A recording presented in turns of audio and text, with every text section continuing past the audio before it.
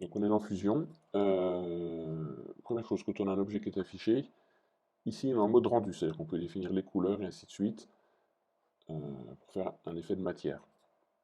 Principalement on utilise le mode conception pour dessiner, faire son dessin industriel. Et on a ici le mode fabrication qui permet de définir, donc là on ne l'a pas encore, c'est l'équivalent de Kanban, en fait on définit les chemins d'outils, ainsi de suite, pour faire le programme G-code. Donc on va commencer par importer un dessin de lunettes. Voilà, on prend un DXF, peu importe, et on choisit le plan de projection, celui-ci. Donc je vais vous expliquer. En fait, le plan de projection, j'ai choisi de projeter le dessin dans le plan XY, qui est ici. Je peux afficher mon origine, le plan XY, rouge-vert, puisque ma lunette va être usinée en horizontal, et ma fraiseuse va venir descendre selon l'axe Z. Donc c'est le plan le plus pratique pour fabriquer. Si j'avais projeté sur cet axe-là, YZ, j'aurais toutes les peines du monde à fabriquer ma lunette, parce qu'elle aurait été verticale dans ma CNC, donc ça ne marche pas. Donc si on se trompe au début, c'est pas grave à prendre les éléments de rotation, on peut les faire revenir, c'est pas un souci. Ici, je peux m'amuser à faire tourner le petit cube pour voir mon élément sous tous les plans de couture. Donc on peut s'amuser à le voir avec une lunette qui est déjà finie.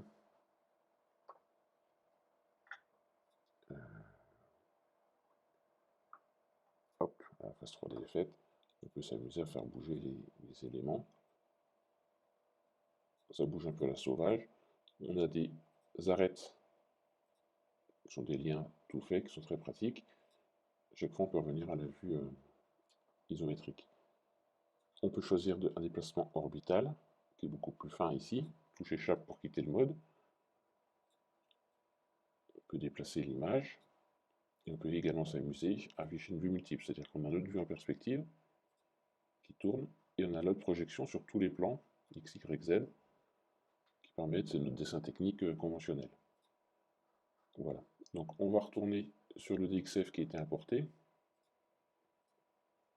qui sont uniquement les esquisses que j'ai dans Illustrator. Donc on a notre volume de monture au-dessus, notre volume de plaquette et notre lunette. Le tout, c'est de le mettre en volume, et le reste sera vu dans une autre vidéo. Donc il suffit de sélectionner les esquisses ici, qui sont uniquement des dessins, des tracés. Donc je peux choisir le tracé que je veux pour l'extruder. Donc c'est assez bien foutu puisque ça détecte les zones. On peut se mettre en vue de haut, en vue de face. Hop.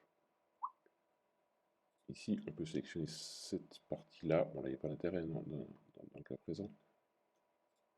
Cette partie-là, il ne veut pas. Cette partie-là. On peut extruder avec ou sans les rivets. Là, c'est un peu, on fait un peu comme on veut. Tiens, on va s'amuser, on va extruder la face et les rivets. Juste pour l'aspect que ça a. Donc l'extrusion se fait où? Ici par le menu solide. On a créé extrusion, donc on a tout un tas de créations. Hein. On peut créer tout un tas de choses, on peut faire des perçages, on peut faire des travaux sur la forme, sur le maillage qui est la surface. Il y a tout un tas d'outils qu'on va découvrir petit à petit. Là, celui qui nous intéresse, c'est l'extrusion, qu'on trouve ici, ou par le clic droit, tirer. Et on tire sur la distance qu'on veut. Donc là, c'était paramètre en millimètres. C'est pas le plus judicieux, on pourrait travailler en dixième. Si je veux extruder de 8,15 mm, il nous extrude de 8,15.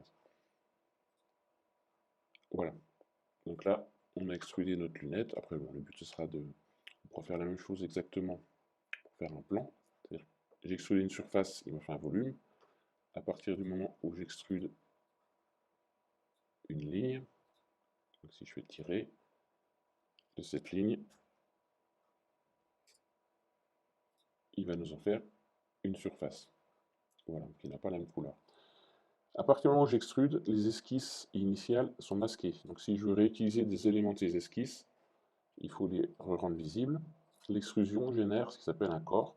Donc ici, les corps sont nommés volume, une surface. On peut les renommer,